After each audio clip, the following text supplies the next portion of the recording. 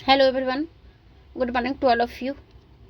आइए आज हम लोग अरस्तु को राजनीतिक विज्ञान का जनक क्यों कहा जाता है, इस प्रश्न को पढ़ेंगे। इसके पहले क्लास में हम लोग अरस्तु के जीवन परिचय और उनकी जितनी भी रचनाएं थी उन बातों को जाने, साथ ही अरस्तु के अध्ययन पद्धति को भी जाने और अरस्तु के ऊपर पढ़ने वाले जो विचार था, किन किन विचारकों का प्रभाव पड़ा अरस्तु के ऊपर, उन सब बातों को पहले अध्याय में पहले क्लास में हम लोग पढ़े। आज है अरस्तु को राजनीतिक विज्ञान का जनक क्यों कहा जाता है, इसे हम लोग पढ़ते हैं।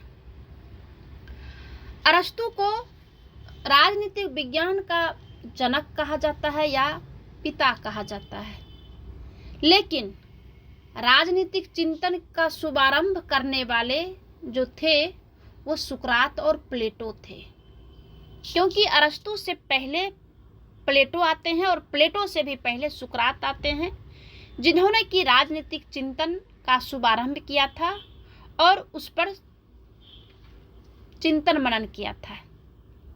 राजनीतिक चिंतन के क्षेत्र में अरस्तु का स्थान तीसरा आता है।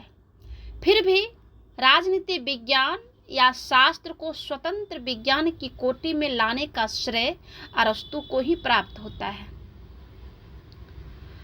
अरस्तु को प्रथम राजनीतिक वैज्ञानिक होने का श्रेय भी यूनानी दार्शनिक अरस्तु को ही प्राप्त होता है।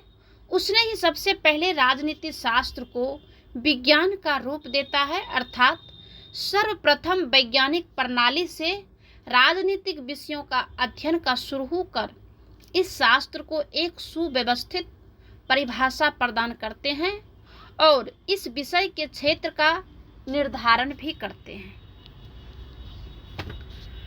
अरस्तु को जो राजनीतिक विज्ञान का जनक कहा जाता है वो क्यों कहा जाता है, तो इसका जो है बहुत कारण है जो कि अरस्तु को राजनीतिक विज्ञान का जनक कहा जाता है, जिसमें कि पहला है पाश्चात्य राजनीतिक जगत में वह प्रथम चिंतन और दार्शनिक था जिसने कि राजनीति शास्त्र को स्वतंत्र विज्ञान का दर्जा दिया। वही पहला व्यक्ति था जिसने राजनीति शास्त्र को नीति शास्त्र से अलग करते हैं। प्रोफेसर डनिंग ने कहते हैं अपने कथन में कि नीति शास्त्र की धारणा से इसे अलग करके उसने एक स्वतंत्र विज्ञान का रूप दिया।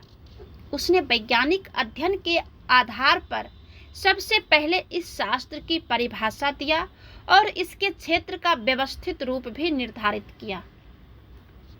उसके इस योगदान के कारण ही मैक्सी ने भी उसे सर्वप्रथम राजनीतिक वैज्ञानिक की संज्ञा प्रदान करते हैं। दूसरा जो कारण है कि उसने इस शास्त्र को केवल विज्ञान का ही दर्जा नहीं दिया, बल्कि इसे सर्वोच्च विज्ञान भी कहा। जहां नीति शास्त्र व्यक्तिक भलाई करते हैं और अर्थशास्त्र घरेलू भलाई का शास्त्र है, वहीं राजनीति शास्त्र समस्त मानव की भलाई से संबंधित शास्त्र है। अतः यह सर्वोच्च विज्ञान है, ऐसा अरस्तु का मानना है। तीसरा, अरस्तु का सबसे महत्वपूर्ण योगदान यह है कि उसने राजनीति शास्त्र तथा राजनीति विषयों के अध्ययन में वैज्ञानिक पद्धति का प्रयोग किया। प्लेटो की भांति उसने कल्पना को नहीं आधार बनाया। प्लेटो ने आदर्श कल्पना का मेन आधार था राजनीतिक विषयों का, लेकिन अरस्तु ने किसी भी विषय को दार्शनिक पर आधारित नहीं बल्कि यथार्थ पर अंकित किया, क्योंकि किसी भी घटना परिघटना या विचार को जब तक उसका परीक्षण निरीक्षण नहीं कर लेते थे, जिस तरह से कोई वैज्ञानिक अपने परिणाम तक पहुंचने से पहले वो जब तक सत्यता के परिणाम को नहीं जान लेते हैं, उसका परीक्षण निरीक्षण नहीं कर लेते हैं, जब तक उसके रिजल्ट उसके हाथ में नहीं आ जाता है, तब तक किसी भी विचार को वह मानने के लिए तैयार नहीं होते हैं। उसी प्रकार से अरस्तु भी है कि अरस्तु यथार्थ पर आधारित है, न कि कल्पना पर। उसने तथ्य और आंकड़ों को एकत्रित करके उसने परीक्षण के बाद ही नियमों और सिद्धांतों का निर्धारण किया करते थे। उसने समीक्षात्मक, अनुभवात्मक, ऐतिहासिक और प्रयोगात्मक पद्धति को आधार किया था। अपने प्रसिद्ध ग्रंथ राजनीति की रचना के पहले उसने 158 राज्यों के संविधानों का भी अध्ययन किया और उसका विश्लेषण भी किया। उसके बाद इसकी रचना की। किसी भी राजनीतिक विषय पर विचार के पूर्व वह तत्कालीन राजनीतिक संस्थाओं का अध्ययन और विश्लेषण किया करते थे।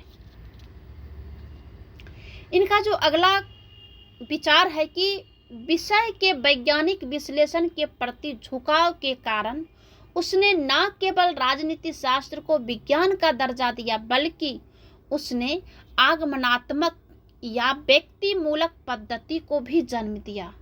इसके अंतर्गत उसने वर्गीकरण, ऐतिहासिक तथा तुलनात्मक पद्धति का आधार का अध्ययन किया। अगला जो कारण है विज्ञान का जनक होने का, राजनीति शास्त्र के क्षेत्र में उसका अन्य महत्वपूर्ण योगदान उसका व्यवहारवादी दृष्टिकोण है। उसने अपने गुरु प्लेटो की भांति कल्पना नहीं बल्कि व्यवहारिकता को अपने चिंतन का आधार बनाते हैं। आगे जो कारण है अरस्तु का राजनीतिक वैज्ञानिक, प्रथम वैज्ञानिक होने का या राजनीतिक विज्ञान का जनक होने का, वो ये है कि पाश्चात्य जगत का वह पहला राजनीतिक चिंतन या चिंतक है और दार्शनिक है जिसने कि राज्य की उत्पत्ति से लेकर उसने संबंधित समस्त बातों का व्यवस्थित रूप से अध्ययन किया। क्योंकि साइंस में जो है किसी भी चीज को व्यवस्थित करके जो है किया जाता है।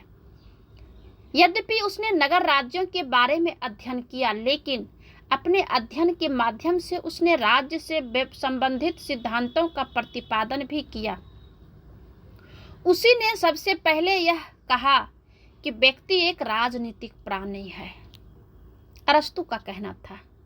अगला जो कारण है कि राज्य के साथ साथ उसने सरकार के संदर्भ में भी सिद्धांतों का निरूपण किया। उसी ने सर्वप्रथम सरकार के 3 अंगों, जैसे अभी सरकार के 3 अंग है, व्यवस्थापिका, कार्यपालिका और न्यायपालिका, तो इन बातों को सबसे पहले अरस्तु ने ही सरकार के 3 अंगों के बारे में बताते थे।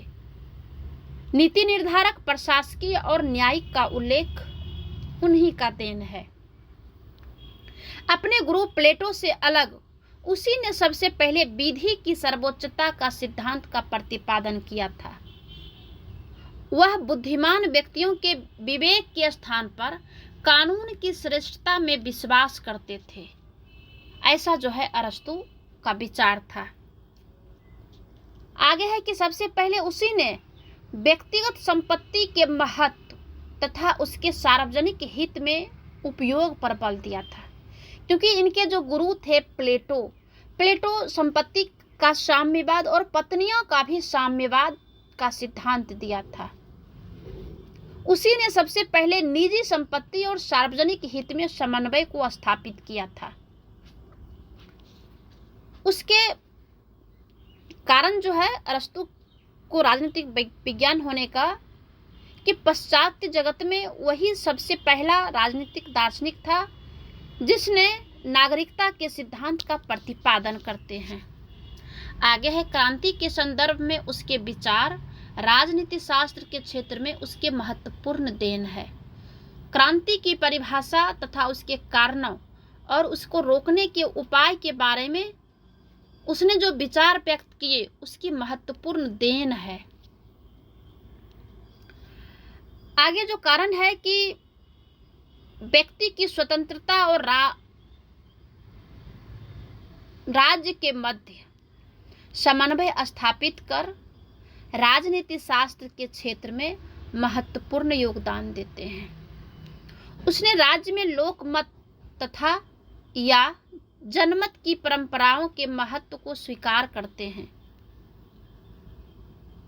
तो इन्हीं बातों के कारण जो है अरस्तु को राजनीति विज्ञान का जनक कहा जाता है। अब हम निष्कर्ष के रूप में हम कह सकते हैं कि उसने या अरस्तु ने वैज्ञानिक पद्धति से राज्य संबंधी बातों का अध्ययन कर राजनीति शास्त्र को विज्ञान का दर्जा प्रदान किया है। राजनीति विज्ञान का जनक होना ही उसका राजनीति शास्त्र के क्षेत्र में सबसे प्रमुख एवं महत्वपूर्ण देन है।